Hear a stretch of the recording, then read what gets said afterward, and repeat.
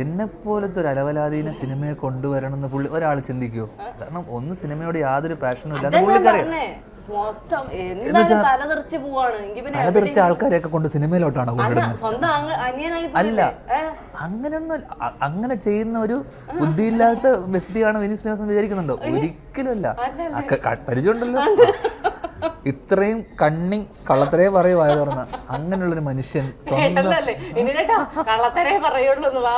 സ്വന്തം സിനിമ എന്നുവെച്ചാൽ അത്രയും സൂപ്പർ ഹിറ്റ് സിനിമ ചെയ്തതിന് ശേഷം അടുത്ത തട്ടത്തിൻ മറയത്ത് പറഞ്ഞ സൂപ്പർ ഹിറ്റിന് സിനിമയ്ക്ക് ശേഷം തിര എന്ന് പറഞ്ഞ സിനിമ സംഭവിക്കുക. അപ്പോൾ 10 പൈസയുടെ അഭിനയവും ഒന്നും ഇല്ലാത്ത ഒരാളെ പിടിച്ചിട്ട് ആ റോള് ചെയ്യാൻ വിളിക്കുമോ? ഇല്ല, വിളിക്കൂല. കാരണം സൂപ്പർ ഹിറ്റ് സിനിമയ്ക്ക് ശേഷം വരുന്ന സിനിമ അതിനേക്കാളും ഹിറ്റ് ആവണം, വലുതാവണം. ഓക്കെ, അതും ശോഭന ചേച്ചിന്റെ ഓപ്പോസിറ്റ് എന്നെ പോലത്തെ ഒരാളെ പിടിച്ചിടുമ്പോ പുള്ളി 100 തവണ ആലോചിച്ചിട്ടുണ്ടാവില്ലേ? കാരണം അത്രയും നല്ല നടനായിരുന്നു പുള്ളി. ഒന്നും കൊണ്ടല്ല, ഞാൻ പറയട്ടെ, അന്ന് ഞാനൊരു ചെറിയൊരു ഷോർട്ട് ഫിലിം ചെയ്തായിരുന്നു. അത് പുള്ളീനെ പറ്റിക്കാൻ വേണ്ടി ഞാൻ കാശ് ഇതാക്കിയിട്ട് പുള്ളീനെ പറ്റിക്കാൻ വേണ്ടി തന്നെ ചെയ്തതാ.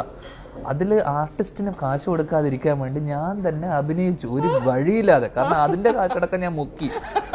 അപ്പോൾ ഞാൻ അഭിനയിച്ചത് കണ്ടിട്ട്, അപ്പോൾ എനിക്കിത് പുള്ളിനെ കാണിക്കാൻ വേണ്ടി, കാരണം ഞാനാണല്ലോ അഭിനയിച്ചിരിക്കുന്നത്. ഈ അഭിനയം കണ്ടിട്ട് പുള്ളി എന്നെ ഒരു ദിവസം വിളിച്ചിട്ട്, ഞാൻ കണ്ടു ആ ഷോർട്ട് ഫിലിം, ഗംഭീരമായിട്ട് അഭിനയിച്ചിട്ടുണ്ടെന്ന്. Thank you. പുള്ളിയുടെ കാശ് മുക്കിയതാ ഞാൻ, ഗംഭീരമായിട്ട് അഭിനയിച്ചിട്ടുണ്ട്. എന്നിട്ട് എന്നോട് പുള്ളി വന്ന് പറഞ്ഞത്, ഞാൻ ഒരു സിനിമ തട്ടത്തിൻ മറയത്ത് ഞാൻ സിനിമ തിരാന്നാണ്, അങ്ങനെ പേരിട്ടില്ല. അപ്പോൾ അങ്ങനെ ഒരു സിനിമ പ്ലാൻ ചെയ്യുന്നുണ്ട്, അതിലൊന്ന് ചെയ്യാം എന്നെ റിക്വസ്റ്റ് ചെയ്യാണ് എൻ്റെ അടുത്ത്. ഞാൻ ആലോചിക്കട്ടെ.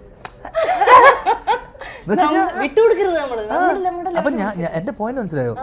എന്നെ പുള്ളി നന്നാക്കാൻ വേണ്ടി കൊണ്ടുവന്നല്ല, പുള്ളിയുടെ ഒരു സിനിമയിൽ ഇങ്ങനെ ഒരു സ്ഥലം വന്നപ്പോ എന്നിലുള്ള അഭിനേതാവിനെ ആ സംവിധായകൻ തിരിച്ചറിഞ്ഞു.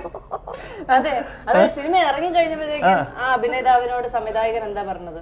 അതെന്ത് സിനിമ കണ്ടില്ലേ? തിര കണ്ടില്ലേ?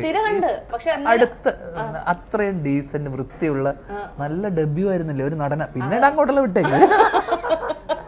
തുടക്കം ആലോചിച്ച് നോക്കൂ, ഗംഭീര തുടക്കമായിരുന്നില്ലേ? അത് അന്ന് നമ്മൾ ഫിലിമല്ല, ഡിജിറ്റൽ പോലും അല്ല, ഫിലിമിൽ ഷൂട്ട് ചെയ്യുന്നു. ഓപ്പോസിറ്റ് നിൽക്കുന്ന ശോഭന മാം, ഇങ്ങനത്തെ ഒരാളെ ഓപ്പോസിറ്റ് നമ്മൾ പിടിച്ച് നിർത്തുമ്പോൾ 10 പൈസയുടെ അഭിനയം ഒന്നും അറിഞ്ഞൂടാ, എനിക്ക് ഒന്നും അറിഞ്ഞൂടാ.